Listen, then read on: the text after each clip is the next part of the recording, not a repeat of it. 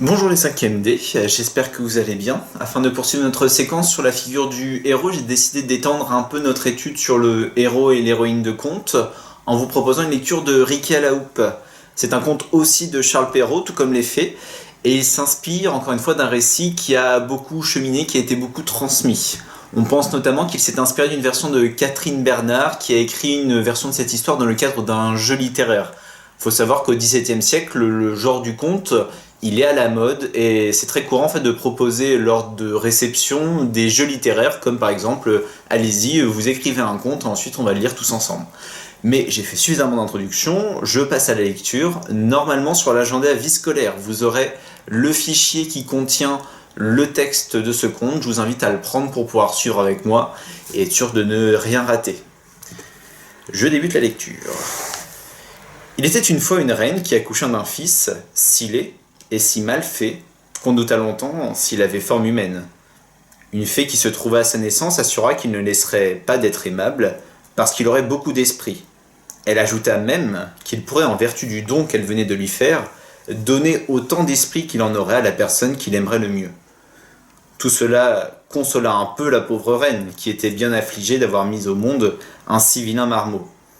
Il est vrai que cet enfant ne commença pas plus tôt à parler qu'il dit 1000 choses jolies, et qu'il avait dans toutes ses actions je ne sais quoi de si spirituel qu'on en était charmé. J'oubliais de dire qu'il vint au monde avec une petite houppe de cheveux sur la tête, ce qui fit qu'on le nomma Riquet à la houppe, car Riquet était le nom de la famille. Au bout de 7 ou 8 ans, la reine d'un royaume voisin accoucha de 2 filles. La première qui vint au monde était plus belle que le jour. La reine en fut si aise qu'on appréhenda que la trop grande joie qu'elle en avait ne lui fit mal.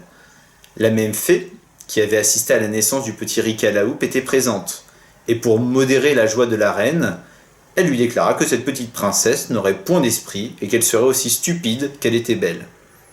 Cela mortifia beaucoup la reine, mais elle eut quelques moments après un bien plus grand chagrin, car la seconde fille, dont elle accoucha, se trouva extrêmement laide. « Ne vous affligez point tant, madame, lui dit la fée, votre fille sera récompensée d'ailleurs, et elle aura tant d'esprit qu'on ne s'apercevra presque pas qu'il lui manque de la beauté. » Dieu le veuille, répondit la reine, mais n'y aurait-il point moyen de faire avoir un peu d'esprit à l'aînée qui est si belle ? Je ne puis rien pour elle, madame, du côté de l'esprit, lui dit la fée, mais je puis tout du côté de la beauté. Et comme il n'y a rien que je ne veuille faire pour votre satisfaction, je vais lui donner pour don de pouvoir rendre beau ou belle la personne qui lui plaira. À mesure que ces 2 princesses devinrent grandes, leurs perfections crurent aussi avec elles, et on ne parlait partout que de la beauté de l'aînée et de l'esprit de la cadette. Il est vrai aussi que leurs défauts augmentèrent beaucoup avec l'âge. La cadette enlaidissait à vue d'œil, et l'aînée devenait plus stupide de jour en jour. Ou elle ne répondait rien à ce qu'on lui demandait, ou elle disait une sottise. Elle était avec cela si maladroite qu'elle n'eût pu ranger 4 porcelaines sur le bord d'une cheminée, sans en casser une, ni boire un verre d'eau sans en répandre la moitié sur ses habits. Quoique la beauté soit un grand avantage dans une jeune personne, cependant la cadette l'emportait presque toujours sur son aînée dans toutes les compagnies. D'abord, on allait du côté de la plus belle, pour la voir et pour l'admirer. Mais bientôt après, on allait à celle qui avait le plus d'esprit pour lui entendre dire 1000 choses agréables. Et on était étonné qu'en moins d'un quart d'heure, l'aînée n'avait plus personne auprès d'elle, et que tout le monde s'était rangé autour de la cadette. L'aînée, quoique fort stupide, le remarqua bien, et elle lui donnait sans regret toute sa beauté pour avoir la moitié de l'esprit de sa sœur. La reine, toute sage qu'elle était, ne put s'empêcher de lui reprocher plusieurs fois sa bêtise, ce qui pensa faire mourir de douleur cette pauvre princesse. Un jour qu'elle s'était retirée dans un bois pour y plaindre son malheur, elle vit venir à elle un petit homme, fort laid et fort désagréable, mais vêtu très magnifiquement. C'était le jeune prince Riquet, à la houppe, qui étant devenu amoureux d'elle, sur ses portraits qui couraient par tout le monde, avait quitté le royaume de son père pour avoir le plaisir de la voir et de lui parler. Ravi de la rencontrer, ainsi, toute seule, il l'aborde avec tout le respect et toute la politesse imaginable. Ayant remarqué après lui avoir fait les compliments ordinaires qu'elle était fort mélancolique, il lui dit « Je ne comprends point, madame, comment une personne aussi belle que vous l'êtes peut être aussi triste que vous le paraissez. Voire, quoique je puisse me vanter d'avoir une infinité de belles personnes, je puis dire que je n'en ai jamais vu dont la beauté approche de la vôtre. Cela vous plaît à dire, monsieur, lui répondit la princesse. Et on demeure là. La beauté, reprit Riquet à la houppe, est un si grand avantage qu'il doit tenir lieu de tout le reste. Et quand on le possède, je ne vois pas qu'il y ait rien qui puisse nous affliger beaucoup. J'aimerais mieux, dit la princesse, être aussi laide que vous et avoir de l'esprit, que d'avoir de la beauté comme j'en ai et être bête autant que je le suis. Il n'y a rien, madame, qui marque davantage qu'on a de l'esprit que de croire n'en pas avoir. Il est de la nature de ce bien-là que plus on en a, plus on croit en manquer. Je ne sais pas cela, dit la princesse, mais je sais bien que je suis fort bête, et c'est de là que vient le chagrin qui me tue. Si ce n'est que cela, madame, qui vous afflige, je puis aisément mettre fin à votre douleur. Et comment ferez-vous, dit la princesse. J'ai le pouvoir, madame, dit Riquet à la houppe, de donner de l'esprit autant qu'on en saurait avoir à la personne que je dois aimer le plus. Et comme vous êtes, madame, cette personne, il ne tiendra qu'à vous que vous n'ayez autant d'esprit qu'on peut en avoir, pourvu que vous vouliez bien m'épouser. La princesse demeura tout interdite et ne répondit rien. Je vois, reprit Riquet à la houppe, que cette proposition vous fait de la peine. Et je ne m'en étonne pas, mais je vous donne 1 an tout entier pour vous y résoudre. La princesse avait si peu d'esprit, et en même temps une si grande envie d'en avoir, qu'elle s'imagina que la fin de cette année ne viendrait jamais, de sorte qu'elle accepta la proposition qui lui était faite. Elle n'eut pas plus tôt promis à Riquet à la houppe qu'elle l'épouserait dans 1 an à pareil jour, qu'elle se sentit tout autre qu'elle n'était auparavant. Elle se trouva une facilité incroyable à dire tout ce qui lui plaisait, et à le dire d'une manière fine, aisée et naturelle. Elle commença dès ce moment une conversation galante et soutenue avec Riquet à la houppe, où elle brilla d'une telle force que Riquet à la houppe crut, lui, avoir donné plus d'esprit qu'il ne s'en était réservé pour lui-même. Quand elle fut retournée au palais, toute la cour ne savait que penser d'un changement si subit et si extraordinaire, car autant qu'on lui avait ouï dire d'impertinence auparavant, autant lui entendait-on dire des choses bien sensées et infiniment spirituelles. Toute la cour en eut une joie qui ne se peut imaginer. Il n'y eut que sa cadette qui n'en fut pas bien aise, parce que n'ayant plus sur son aînée l'avantage de l'esprit, elle ne paraissait plus auprès d'elle qu'une guenon fort désagréable. Le roi se conduisait par ses avis, et allait même quelquefois tenir le conseil dans son appartement.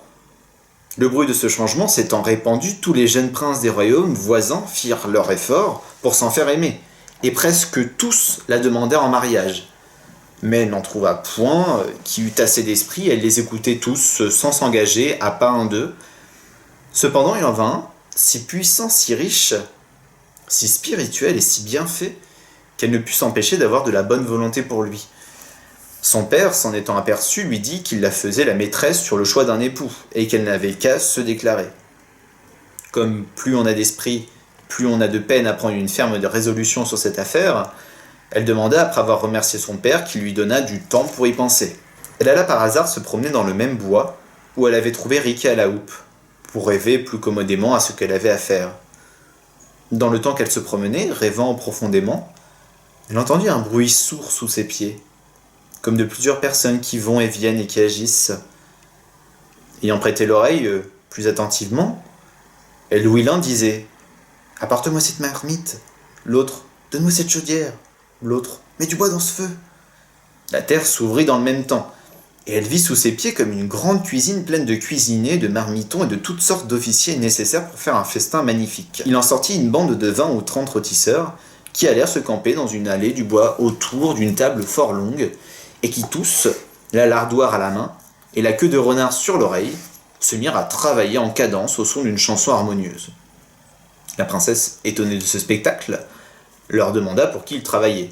« C'est madame, lui répondit le plus apparent de la bande, pour le prince Riquet à la houppe, dont les noces se feront demain. » La princesse, encore plus surprise qu'elle ne l'avait été, et se ressouvenant tout à coup qu'il y avait 1 an qu'à pareil jour elle avait promis d'épouser le prince Riquet à la houppe, elle pensa tomber de son haut. Ce qui faisait qu'elle ne s'en souvenait pas, c'est que, quand elle fit cette promesse, elle était une bête, et qu'en prenant le nouvel esprit que le prince lui avait donné, elle avait oublié toutes ses sottises. Elle n'eut pas fait 30 pas en continuant sa promenade que Riquet à la houppe se présenta à elle, brave, magnifique, et comme un prince qui va se marier. « Vous me voyez, dit-il, madame, exact à tenir ma parole, et je ne doute point que vous ne veniez ici pour exécuter la vôtre, et me rendre en me donnant la main, le plus heureux de tous les hommes. Je vous avouerai franchement, répondit la princesse, que je n'ai pas encore pris ma résolution là-dessus, et que je ne crois pas pouvoir jamais la prendre telle que vous la souhaitez. Vous m'étonnez, madame, lui dit Riquet à la houppe. Je le crois, dit la princesse, et assurément, si j'avais affaire à un brutal, à un homme sans esprit, je me trouverais bien embarrassé. Une princesse n'a que sa parole, me dirait-il, et il faut que vous m'épousiez puisque vous me l'avez promis. Mais comme celui à qui je parle est l'homme du monde qui a le plus d'esprit, je suis sûr qu'il entendra raison. Vous savez que je n'étais qu'une bête, je ne pouvais néanmoins me résoudre à vous épouser. Comment voulez-vous qu'ayant l'esprit que vous m'avez donné, qui me rend encore plus difficile en gens que je ne l'étais, je prenne aujourd'hui une résolution que je n'ai pu prendre dans ce temps-là? Si vous pensiez tout de bon à m'épouser, vous avez eu grand tort de m'ôter ma bêtise et de me faire voir plus clair que je ne voyais. Si un homme sans esprit, répondit Riquet à la houppe, serait bien reçu, comme vous venez de le dire, à vous reprocher votre manque de parole, pourquoi voulez-vous, madame, que je n'en use pas de même, dans une chose où il y va tout le bonheur de ma vie? Est-il raisonnable que les personnes qui ont de l'esprit soient d'une pire condition que ceux qui n'en ont pas? Le pouvez-vous prétendre, vous qui en avez tant, et qui avez tant souhaité d'en avoir? Mais venons-en au fait, s'il vous plaît, à la réserve de ma laideur, y a-t-il quelque chose en moi qui vous déplaise? Êtes-vous malcontente de ma naissance, de mon esprit, de mon humeur, et de mes manières? Nullement, répondit la princesse, j'aime en vous tout ce que vous venez de dire. Si cela est ainsi, reprit Riquet à la houppe, je vais être heureux, puisque vous pouvez me rendre le plus aimable de tous les hommes. Et comment cela se peut-il faire? Lui dit la princesse. Cela se fera, répondit Riquet à la houppe. Si vous m'aimez assez pour souhaiter que cela soit, et afin, madame, que vous n'en doutiez pas, sachez que la même fée qui, au jour de ma naissance, me fit le don de pouvoir rendre spirituelle la personne qu'il me plairait, vous a aussi fait le don de pouvoir rendre beau celui que vous aimerez, et à qui vous voudrez bien faire cette faveur. Si la chose est ainsi, dit la princesse, je souhaite de tout mon cœur que vous deveniez le prince du monde le plus beau et le plus aimable, et je vous en fais le don autant qu'il l'est en moi. La princesse n'eut pas plutôt prononcé ces paroles que Riquet à la houppe parut à ses yeux l'homme du monde le plus beau, le mieux fait et le plus aimable qu'elle eût jamais vu. Quelques-uns assurent que ce ne furent point les charmes de la fée qui opérèrent, mais que l'amour seul fit cette métamorphose. Ils disent que la princesse, ayant fait réflexion sur la persévérance de son amant, sur sa discrétion, et sur toutes les bonnes qualités de son âme et de son esprit, ne vit plus la difformité de son corps, ni la laideur de son visage, et que sa bosse ne lui sembla plus que le bon air d'un homme qui avait fait le gros dos, et que lieu que jusqu'alors elle l'avait vu boiter effroyablement, elle ne lui trouva plus qu'un certain air penché qui la charmait. Ils disent encore que ses yeux qui étaient louches ne lui en parurent que plus brillants, que leur dérèglement passa dans son esprit pour la marque d'un violent excès d'amour, et qu'enfin son gros nez rouge eut pour elle quelque chose de martial et d'héroïque. Quoi qu'il en soit, la princesse lui promit sur-le-champ de l'épouser, pourvu qu'il en obtint le consentement du roi son père. Le roi, ayant su que sa fille avait beaucoup d'estime pour Riquet à la houppe, qu'il connaissait d'ailleurs pour un prince très spirituel et très sage, le reçut avec plaisir pour son gendre.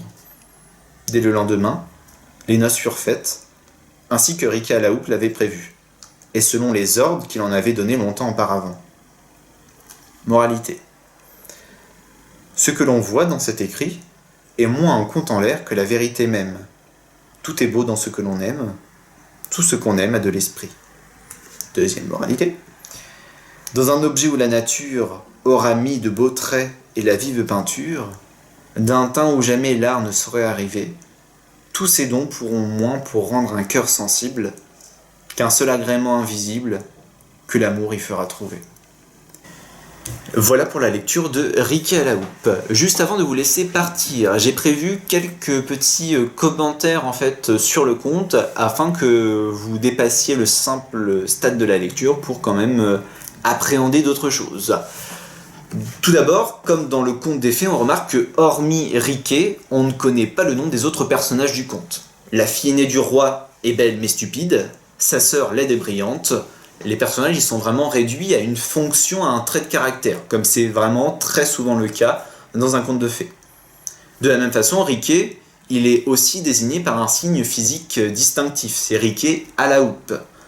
Petite remarque au passage, quand un personnage donne son nom à une œuvre dont il est issu, on dit que c'est le personnage éponyme, c'est lui qui donne son nom. Le merveilleux dans ce conte, il semble avoir un rôle qui est vraiment tout particulier. Certes, on note la présence d'une fée, mais ses pouvoirs magiques ne sont jamais réellement démontrés. Les dons qu'elle offre pourraient facilement être expliqués, et c'est d'ailleurs le cas à la fin du conte. Riquet ne se serait pas métamorphosé grâce à l'amour de la princesse, mais en fait il serait perçu différemment par cette dernière grâce à l'amour qu'elle éprouve à son égard. Le thème du prince monstrueux, lui-même, il est plutôt récurrent dans le domaine du conte. On le retrouve dans La Belle et la Bête. La grandeur du prince, futur souverain, ne vient pas de sa beauté, mais de son esprit, de son intelligence. Ça montre que, en fait, dans la conception du rôle de souverain, on a vraiment une échelle de valeur qui est tout autre. La beauté ne rentre pas forcément en compte. Ce qu'on va privilégier, c'est l'esprit, c'est la courtoisie, c'est la capacité du personnage à être aimable, etc., etc. Si jamais vous avez des exemples d'autres œuvres, que ce soit au cinéma, en littérature, dans des mangas ou quoi que ce soit, où on a un personnage de prince monstrueux, n'hésitez pas à les écrire dans les commentaires dans le bas de la vidéo. Sur ce, je vous remercie de votre attention et je vous souhaite une très bonne fin de journée. Salut, à bientôt.